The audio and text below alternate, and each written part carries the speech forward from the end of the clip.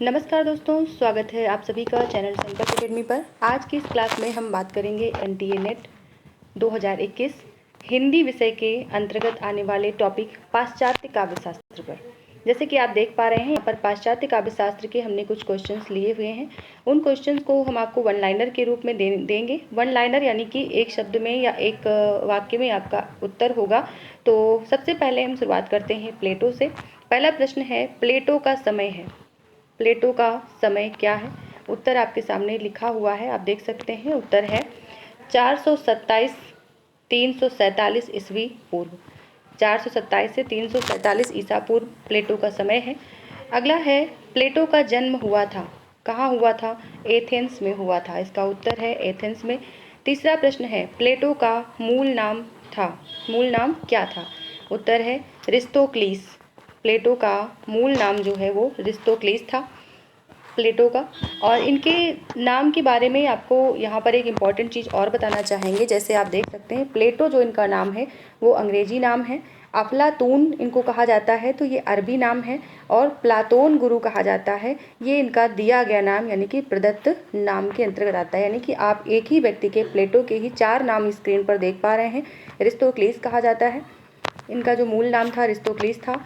और अंग्रेजी नाम के अंतर्गत प्लेटो कहा जाता है, अरबी नाम के अंतर्गत अफलातून कहा जाता है। प्रदत्त नाम यानी कि लोगों के द्वारा दिया गया जो नाम है वो प्लातोन गुरु के नाम से जाना जाता है। अगला प्रश्न है, कला के मूल्य के संदर्भ में प्लेटो का दृष्टिकोण क्या था? कला के मूल्य के संदर्भ में प्लेटो का दृष्टिकोण क्या था? उत्तर है उपयोगितावादी और नैतिकतावादी। अगला है, प्लेटो स्वयं एक कवि था। इनकी कविताएं किसमें संकलित हैं? इनकी जो कविताओं का संकलन है वो किस नाम से है, यानी कि किस में संकलित है, किस नाम से है? यहाँ पर आप ये देख पा रहे हैं किस नाम से है।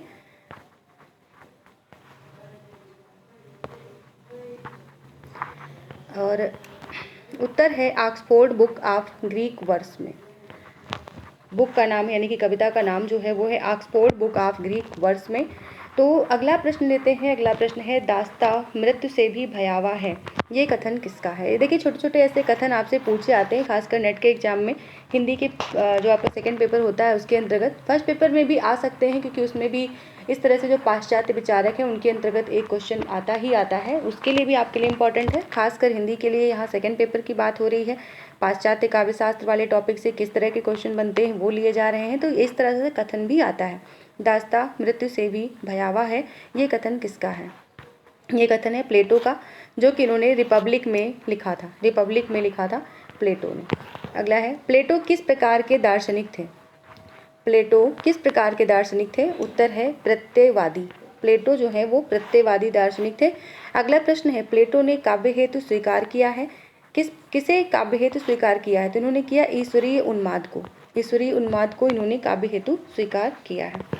अगला प्रश्न है, प्लेटो ने अपने किस ग्रंथ में काव्य सर्जन प्रक्रिया या काव्य हेतु की चर्चा की है?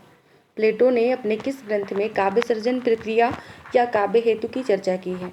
तो यहाँ पर इसका जो उत्तर है वो है इओन नामक ग्रंथ में। अरस्तु का समय निर्धारित किया जाता है इओन नामक ग्रंथ में।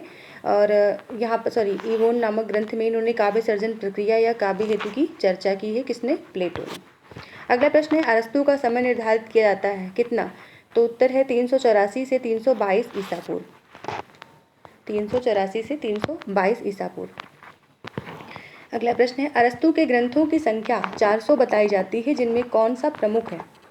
तो ग्रंथों की जो संख्या है उसमें 400 संख्या इनके कुल ग्रंथों की बताई जाती है, जिसमें आप देख सकते हैं कि कौन सा प्रमुख यानी कौन प्रमुख है ये पूछा गया। तो यहाँ पर 3 ग्रंथ इनके प्रमुख रूप से आते हैं। पहला है पेरी पोई एथिकेस काव्यशास्त्र भाग 12 है। टेक्निस रिटोरिकेस भाषा शास्त्र है। वसीयतनामा, ये 3 इनके प्रमुख आते हैं, जो कि 400 ग्रंथों की संख्या में से 3 मुख्य रूप से जाने जाते हैं। अगला प्रश्न है, अरस्तु के 3 प्रमुख ग्रंथों में कौन सा काव्यशास्त्र का ग्रंथ है? तो जो काव्यशास्त्र का इनका ग्रंथ है वो मुख्य रूप से पेरी पोई एथिकेस है। और अगला प्रश्न है, अरस्तु के किस ग्रंथ को दास प्रथा से मुक्ति का प्रथम घोषणा पत्र कहा जाता है? किसे कहा जाता है? तो वसीयतनामा को कहा जाता है। अगला प्रश्न है, प्रथम काव्य शास्त्री जिन्होंने उपयोगी कला और ललित कला का भेद स्पष्ट किया। प्रथम काव्य शास्त्री जिन्होंने उपयोगी कला और ललित कला का भेद स्पष्ट किया वो कौन है? तो वो है अरस्तु। काव्य व्यापार में निरत मनुष्य अनुकरण का विषय है, ये एक कथन है और ये पूछा गया ये कथन किसका है? तो ये कथन अरस्तु का है। अगला प्रश्न है, कविता को छंदोबद्ध अनुकृति किसने कहा? किसने कहा है? अरस्तु ने। कविता को छंदोबद्ध अनुकृति किसने कहा है? तो ये कहा है अरस्तु ने। अगला है, रूपवाद आंदोलन का सूत्रपात सन 1919 ईस्वी में किसने किया? रूस में किसने किया?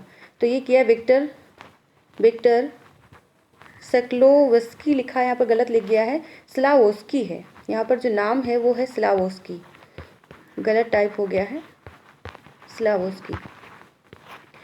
और अगला प्रश्न है, कविता को व्यक्तित्व से पलायन कौन मानता है?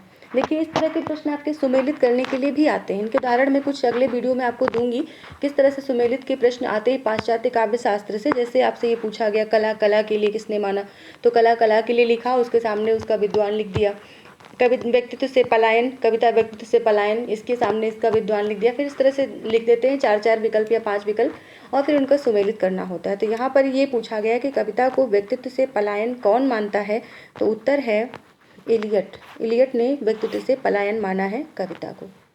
अगला प्रश्न है, टेन के सिद्धांत को अपूर्ण मानते हुए हडसन ने कौन से तत्व का समावेश आवश्यक माना? व्यक्तित्व व प्रतिभा को माना है। अगला प्रश्न है, बारकर महोदय ने अरस्तु की किस रचना को राजनीति के क्षेत्र में महान योगदान की संज्ञा दी है? पोएटिक्स को माना इन्होंने, यानी कि बारकर महोदय ने अरस्तु की किस रचना को राजनीति के क्षेत्र में महान योगदान की संज्ञा दी है? तो पोएटिक्स जो है वो महान राजनीतिक क्षेत्र की एक मात्र कृति है जो कि अरस्तु की है। इसमें 26 अध्याय हैं इस रचना में, पोएटिक्स में।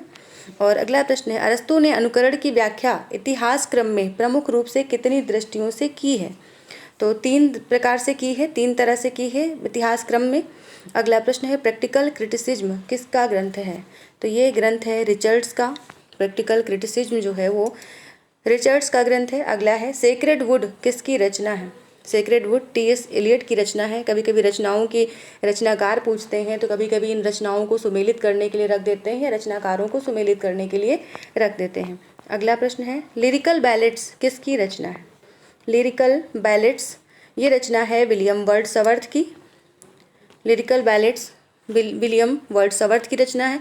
और आज का अंतिम प्रश्न है, पोएटिक्स किसकी कृति है? पोएटिक्स तो ये कृति है अरस्तु की। तो इस तरह से हमने आज की इस क्लास में 25 क्वेश्चन देखे हैं जो कि पाश्चात्य काव्य शास्त्र पर हैं।